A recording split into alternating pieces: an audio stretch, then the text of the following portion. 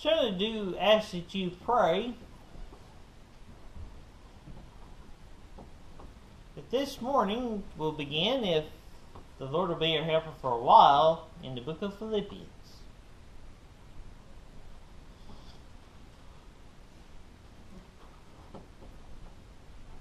Now, in the case of the book of Philippians, this is a church that the Apostle Paul, on his second journey, started as he came through Macedonia.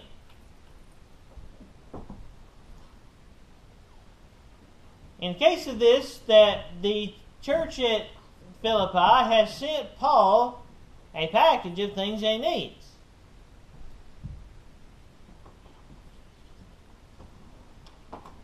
And even in the chapter 4 and verse 18, he says, "But I have all and abound. I am full, having received Epaphroditus, the things which were sent from you, an odor, a sweet smelling, a sacrifice acceptable, well pleasing to God." So they had sent Paul some things that Paul had some need of, and some things Paul wanted to have on hand.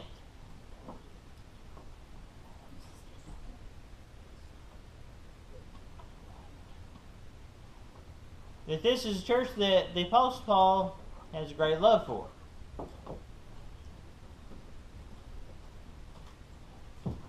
That this church started in the book of Acts chapter 16.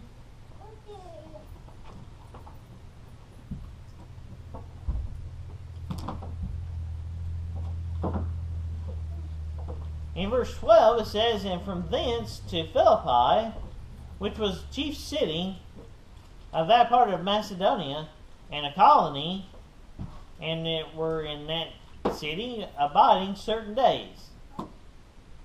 And that being Paul and Silas are there, along with another man we're going to talk about here in just a moment.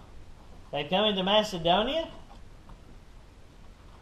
and on the Sabbath day we went in out of the city by the riverside, where prayer was wont to be made, and we sat down and spake unto women which resorted thither.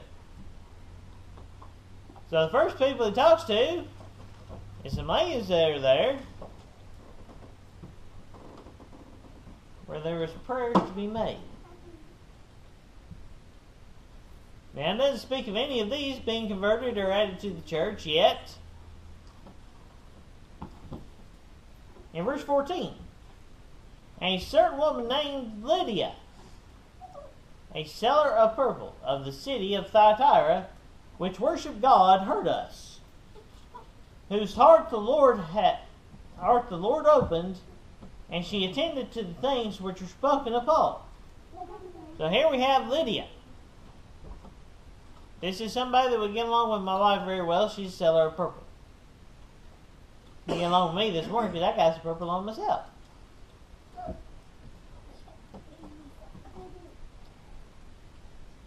And when she was baptized, and her household. So we have Lydia, not only just Lydia herself, but also the people in her home were baptized. Boy, that's something, ain't it? Yep. Wasn't just her. She didn't keep it to herself. She shared with those in their homes. That's the start of this church.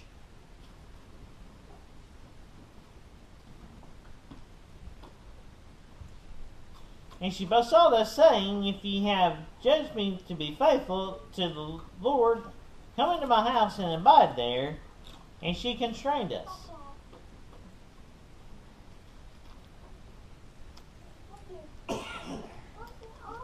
And later on in this same book, we find the next man that's joined the church here at Philippi.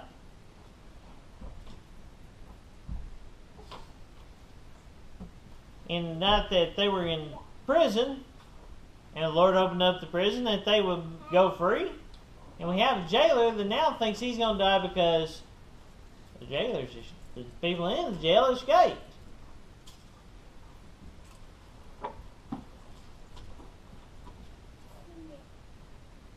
In verse 27, "And the keeper of the prison, waking out of his sleep, and seeing the prison doors open, he drew his sword, and would have killed himself, supposing that the prisoner had been fled.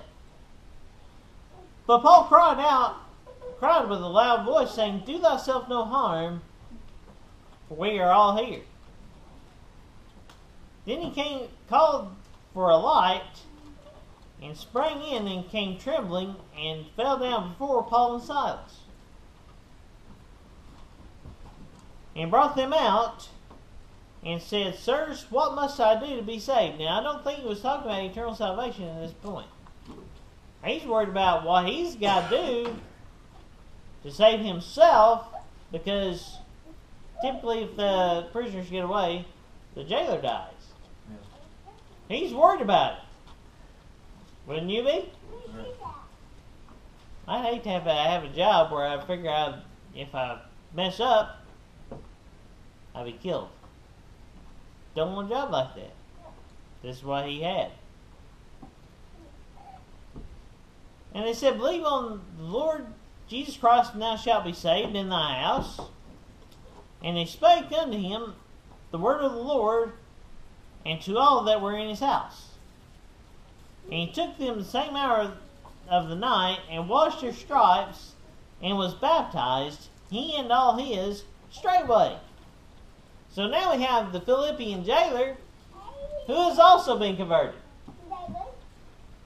This church is off to a very good start. It's got 2 full families already attending, and you could possibly even assume that the women they talked to at the riverside, where prayers wanted to be made, they may be a part of this congregation. We don't read them being baptized, but there's a good possibility that they're there. Right.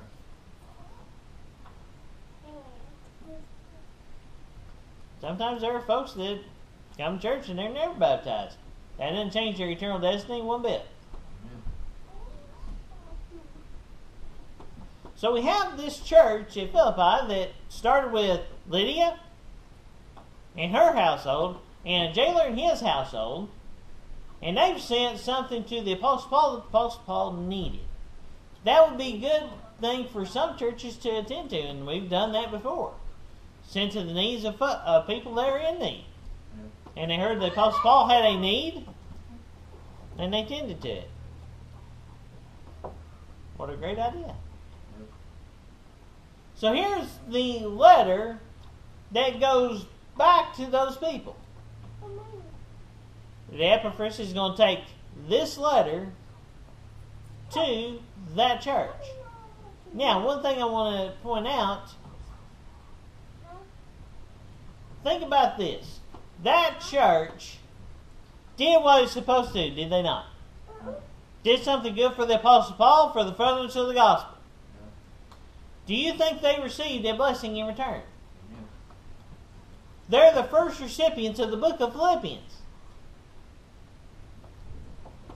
New Testament was still being created, still being inspired by God to be written. And this church is the first ones to get to read this letter that we're reading today. That's amazing in and of itself. So we'll start at Philippians chapter 1 and verse 1.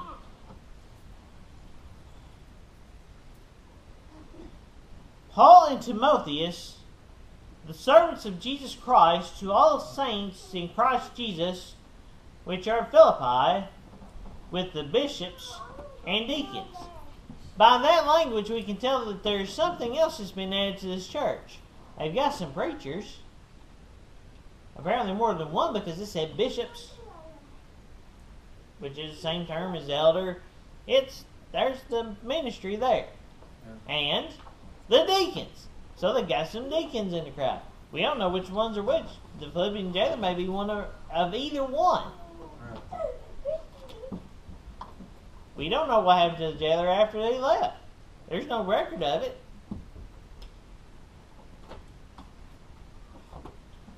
But look at how Paul describes himself and Timothy.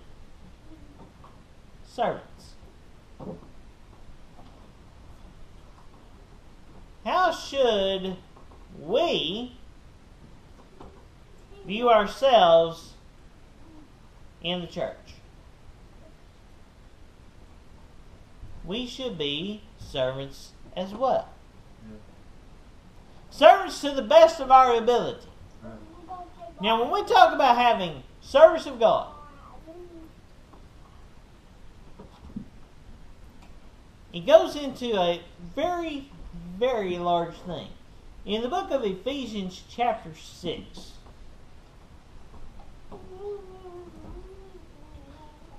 in verse 6, not with eye service as men pleasers,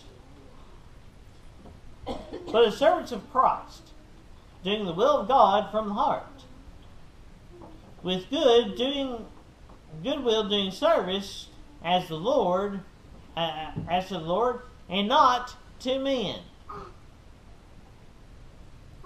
So we're to be servants of the Lord, trying to please Him, because one, He's worthy, and we'll get to that in just a moment.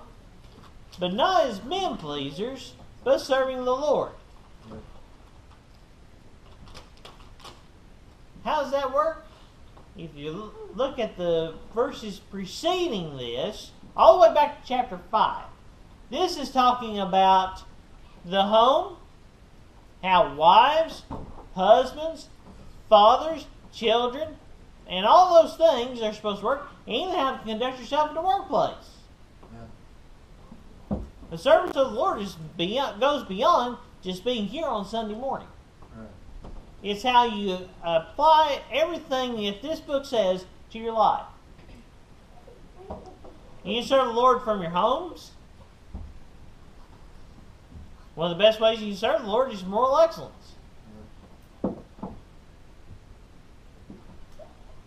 I've never known a time that you can't pray. I hope you're praying right now. So Paul and Timothy are servants of God just like we are. That they are men that want to serve God in the best way they have learned how. So we have Timothy here that we have found as also a servant. Well, how did that happen? Let's go back into we're back and forth between Acts chapter 16 and here. Right before they go into Macedonia, in chapter 16 and verse 1 of the book of Acts, then came he to Derbe and Lystra, and behold, a certain disciple was there named Timotheus. That's the same guy.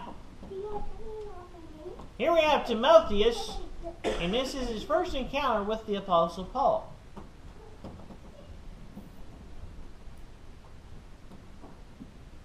And Timotheus, the son of a certain woman, which was a Jewess, and believed.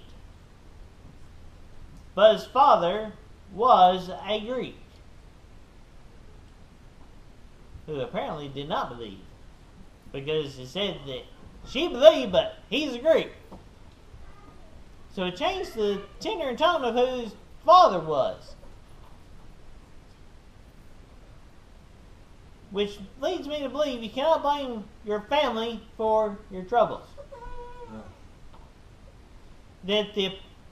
But here Timothy has got a mom, and he also has a grandmother that has been teaching him what the Word of God says.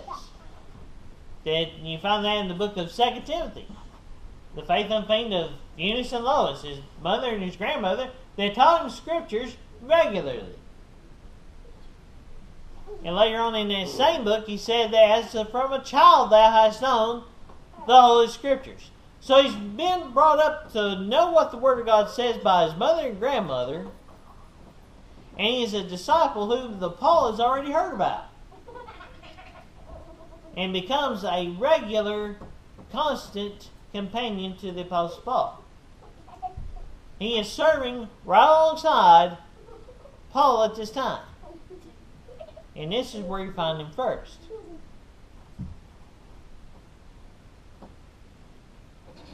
It says, Timotheus, the son of a certain woman, which was a Jewess and believed, but his father was a Greek, which was well reported of by the brethren which were at Lystra and Iconium. And him would Paul have to go forth with him, and took and circumcised him because of the Jews which were in both quarters, for they knew all that his father was a Greek. So the Apostle Paul is taking Timothy with him to go serve with him. Brothers and sisters, that is not a bad thing. How awesome would churches be if the churches worked together in the service of God? Worked side by side. Worked together and went forward in the service of God. It's easy to say, but sometimes it's hard to do. Because I believe that man can have too much self-esteem. Sometimes thinking of himself more than he really is. To really serve the Lord at the best of our ability, it's good for us to work together. There's no big eyes in discipleship. So we have Timotheus and Paul, servants of God. Are we servants of God? Should we be?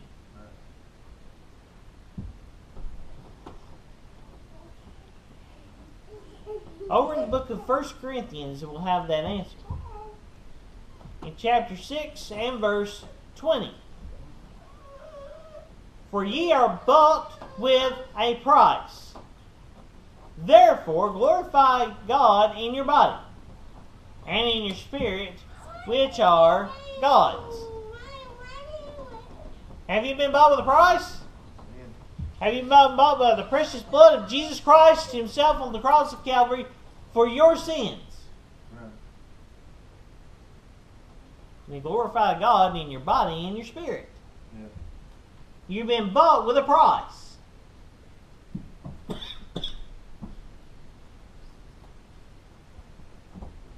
How good would it be if we all remembered that when we're serving? Yeah. Think about it on these terms. You remember the woman that washed the Lord's feet with her tears and wiped them with the hair of her head? Talked about it a couple of weeks ago. That he hath been forgiven much, loveth much. Have you been forgiven much? Think about your daily life and anything that you've done wrong this week. And then think about Jesus on the cross saying, Father, forgive them, for they know not what they do.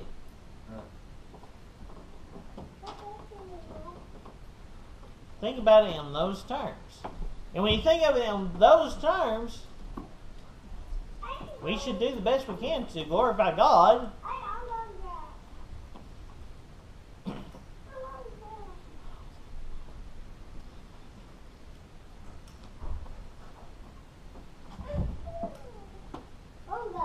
Then in chapter 7 of 1 Corinthians and verse 23, ye are bought with a price, be ye not the servants of men. So right there, it comes back. As far as serving God, it always comes back to the fact that you've been saved by grace. You're bought with a price. It's said it twice, once in two different chapters, real close to each other. That you've been bought with a price, now you ought to serve God and not men. If you're thankful that you've been bought with a price, we ought to act like it to the best of our ability. Now, you're not going to live above sin, and you're not going to be able to do things if where sin bound to grace did much more abound. What shall we say then? Shall we continue to sin that grace may abound? God forbid. We ought to live like we've been bought with a price. Because twice it said that we have been, and then it tells us what we should do. We should glorify God in our body and our spirit and not serve men. Right. And when it says not serve men, it just means don't raise man up above what he is. Amen. Now you can help men. It says in the book of Galatians, let's do good to all men, especially those that are of the household of faith. but they're still in the need of a Savior just like you are. Right. And they ought to be fellow servants, serving the Lord. Why? Because the Lord is the one that bought you with a price. Yeah. He's the one that is worthy. Yeah.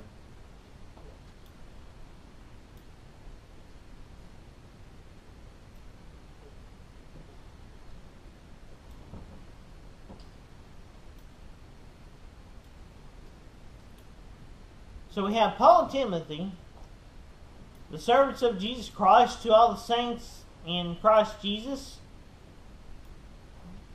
The saints. You are saints. They are ones that are set apart. This is a portion of God's elect. These are people that ought to be disciples. Because if you remember the book of Corinthians, it says they were called to be, to them that are sanctified, called to be saints. They're sanctified by God's Spirit. So they're set apart by God's Spirit, and they're called to be saints, called to be servants, called to be ones that serve God and are diligent followers and learners of their Master. So he's calling on these people to also be saints, to be servants, set apart from this world.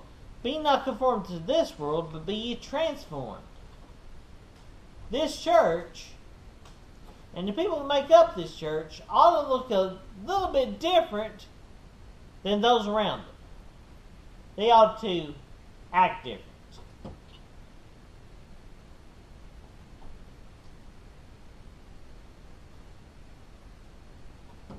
And he's writing to this church.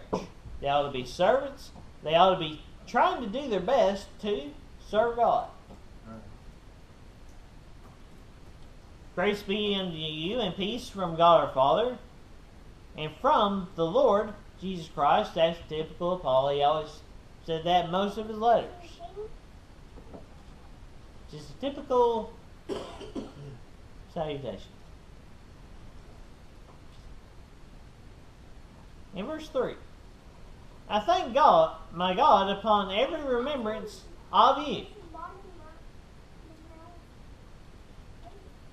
Think about the times that Paul the Apostle had been at this church.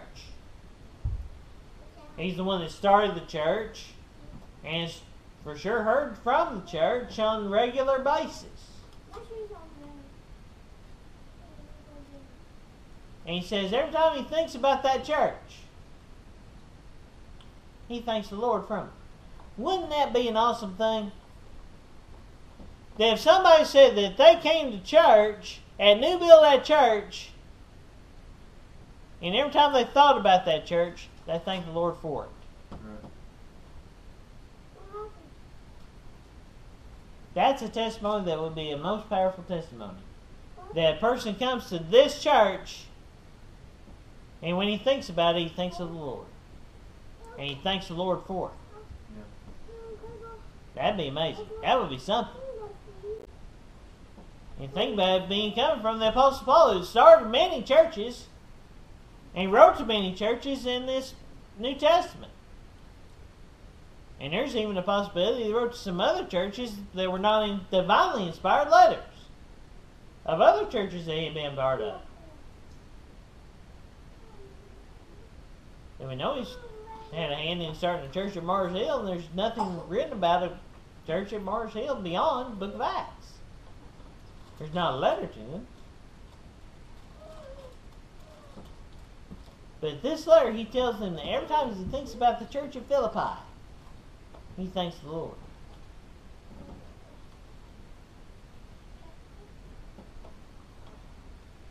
Always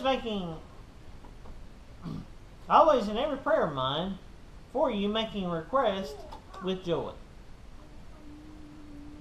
For your fellowship in the gospel from the first day until now. He says from day one to the present time, that church of Philippi had been actively following what the Lord had said for them to do. And the Apostle Paul was thanking the Lord for it, for their ministry, for their work in the gospel. Brothers and sisters, that's amazing. Yeah. I would love for the New Build Church to be thought of in the same lights as the Philippian church. Now, brothers and sisters, I want to tell you something else.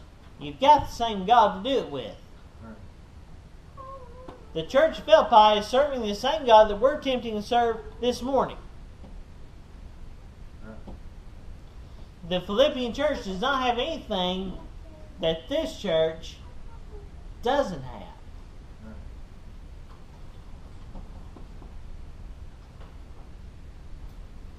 Because they have the same God. And they must worship in spirit and in truth. So they got to have the spirit and they got to have the truth. Yeah. In this case, they happen to have the first letter, the first manuscript of this church's letter from the Apostle Paul that was divinely inspired. First one. First copy. Why? Because it did what they were supposed to do. It comes around back to the fact that they were servants because they've been bought with a price. They served to the best of their ability. Can we do the same thing here at this church? Right. Serve to the best of our ability to bring honor and glory to Him, so that when people come to this place, they can be thankful that they came. They can be thankful that they have been able to serve with us. And I think that would be an awesome thing. Right. To me, that would be a blessing above all blessings. That the Lord would see fit to send us laborers to the harvest that we have. And people can say when they've been here, they were thankful that they were able to be here. Amen. Thankful that they were able to serve with the church and New Build That. Because this church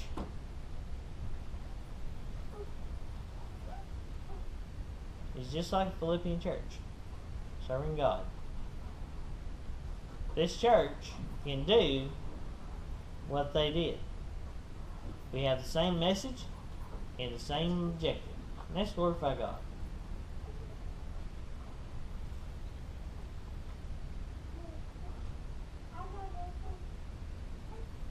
So let's, in the coming days, see if we can do all that we can in service of God.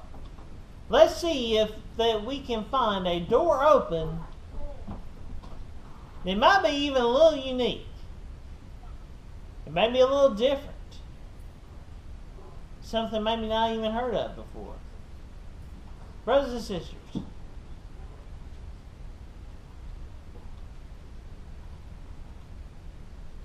as we read forward in this book, we're going to find some things out about the Apostle Paul in this church. And brothers and sisters, I want to pray that we'll have the same blessings and the same attitude that this church of Philippi had. Yeah. You'll find later on in chapter 2 that he said that as ye have always obeyed, not only in my presence only, but much more in my absence. Brothers and sisters, let's find if we can do what the Lord said to do to the best of our abilities. If the Lord will bless it, we'll see the blessings. So brothers and sisters, let's pray that the Lord will bless us as we continue and bless us to be servants of the King. May the Lord bless you and keep you as I pray.